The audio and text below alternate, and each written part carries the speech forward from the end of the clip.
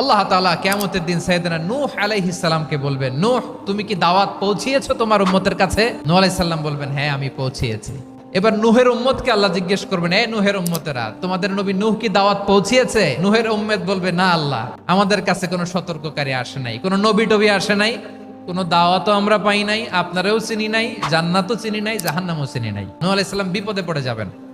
তখন আল্লাহ বলবেন, নূহ তুমি বললা পৌঁছিয়েছো, তোমার উম্মত বলে কিছু পায় নাই। নূহ তোমার কি কোনো সাক্ষী আছে?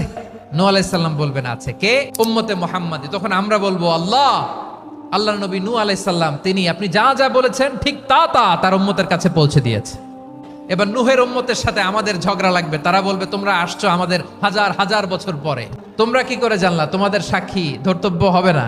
আমরা বলবো, আমাদের কোরআনে তোমাদের নবীর কথা আল্লাহ আমাদেরকে জানিয়েছেন, দিন রাত এক করে তোমাদের কাছে তিনি দাওয়াত পৌঁছেছেন, তোমরা কানের মধ্যে হাত